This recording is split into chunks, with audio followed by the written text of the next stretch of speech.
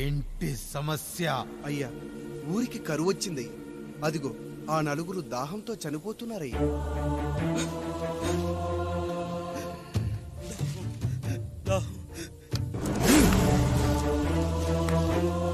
పాపారాయుడు తీర్పు ప్రకటిస్తున్నాడు. ఈ గ్రామం ఇంతకు ముందెప్పుడు ఎదురవ్వని సమస్య. అందుకే ఈ సమస్యని నా సర్వేంద్రియాలను కేంద్రీకరించి నవరంధ్రాలను బిగించి ఆలోచించి ఈ నా తీర్పు ప్రకటిస్తున్నాను.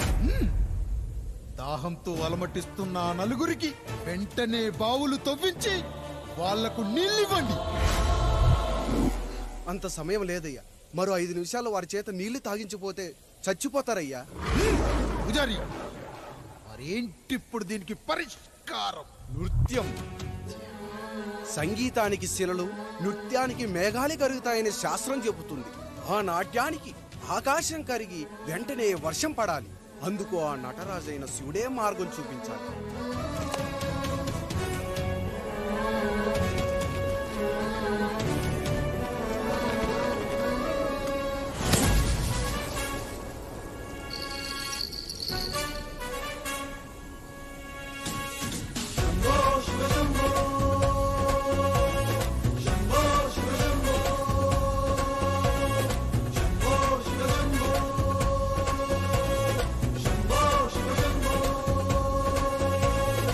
ఆకాశంలో మేఘాలన్నీ ఆవేశంతో ఏకం కాని ఊపిరి శబ్దం ఎదలో శంఖం పూరించే వేళ, నెట్టూర్పుల్లో నిర్వేదాన్ని పడగాలుల్లో సందేశాన్ని పడగళ్ళయ్యే ఆహ్వానాన్ని పంపించే వేళ, పాదమే ఆడే నాదం ఢమరుకమే కాదా, ప్రాణమే చేసే గానం గంగకు గుడి కాదా, గొంతులో దాహం దేహం దహించే వేళ, నటరాజుగా రాజుని నేరుగా చూసిన నింగిక నేలకు నది కాదా.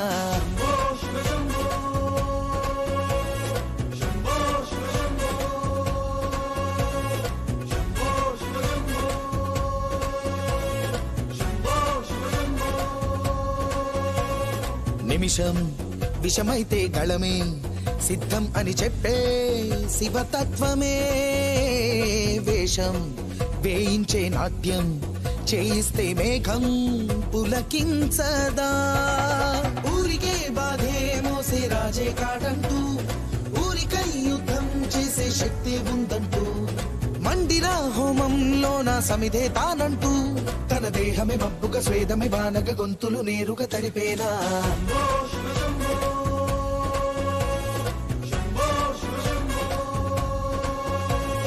బాధను మండే గుండెకు నేనున్నానంటూ గొంతులో గరణం నేనే మోస్తాలే అంటూ, అమృతం పంచే తీరు చూస్తూ ఊరంతా తన మాటని గీతగా చేతని లీలగా దేవుని తీరుగా కొలిచేలా.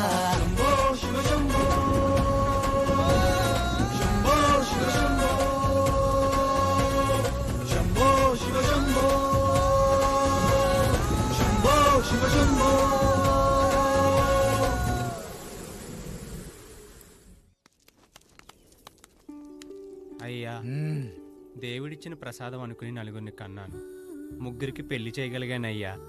ఈ ఊరు ఏమిచ్చినా మీరు తీసుకుంటారు కదయ్యా, ఇది మిగిలిపోయింది, తమరే ఏదో చెయ్యండి అయ్యా.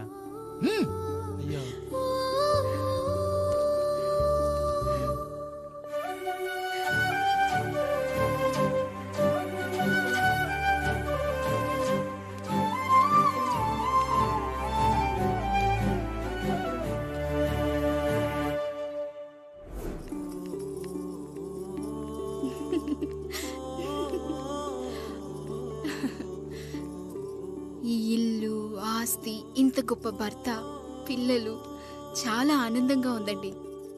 కానీ నాకు ఒకటే లోటు, మన తర్వాత మన పిల్లల్ని చూసుకోవడానికి వీళ్ళకొక అన్నయ్య కావాలండి. అచ్చం మీ పోలికలతో వీళ్ళకొక అన్నయ్యని కందామండి. నువ్వు అడుగుతే కాదనగలనా?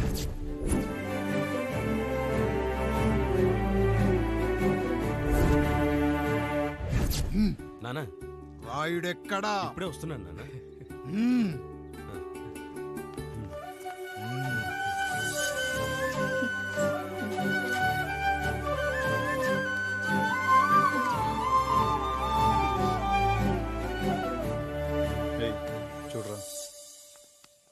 అన్న మీద పగ తీర్చుకోవడానికి నీకు ఇదే సరైన సమయం.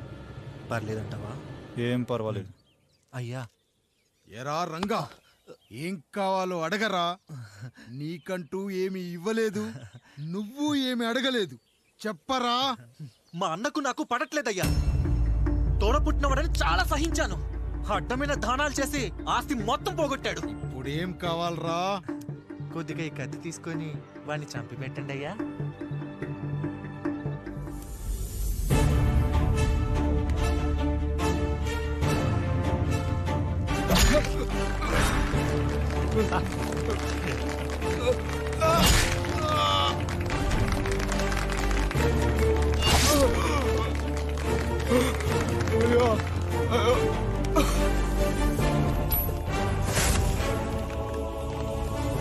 నాయుడు, అన్యాయంగా మా నాన్నని చంపేశావు. గుర్తుంచుకో, ఈ నాయుడి కొడుకు నీ కుటుంబం పాలిట సైనికుడిగా మారబోతున్నాడు. నిన్ను, నీ కొడుకుని, ఆడికి పుట్టబోయే కొడుకుని అందరినీ లేపేస్తా.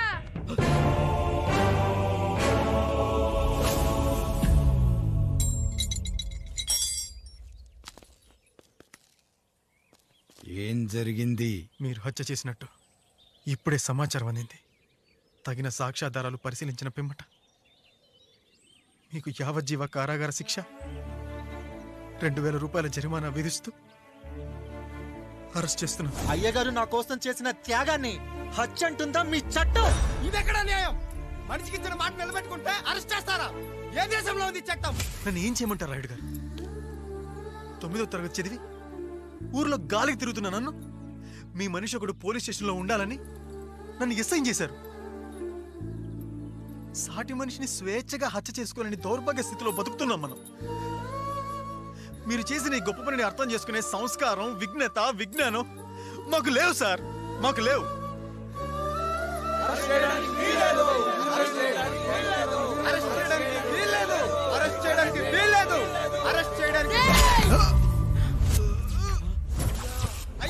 నాయుడు గారు,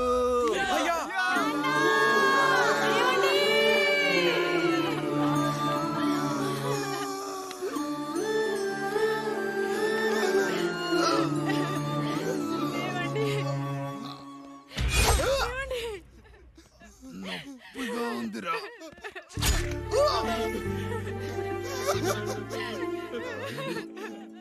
సుధా, నేను లేకుండా ఎలా ఉండగా?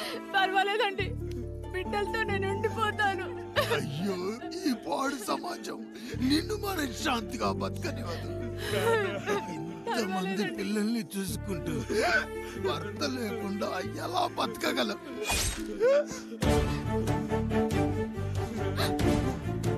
వద్దండి.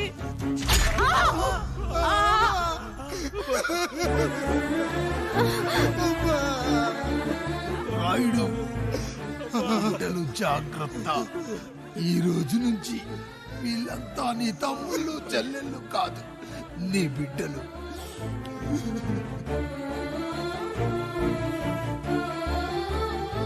ఎక్కడికి వెళ్ళనురా. నీ కష్టం వస్తే ఒక్కసారి నాన్న అని పిలవరా. ఆ సమాధిలోంచి అయినా లేచొస్తా.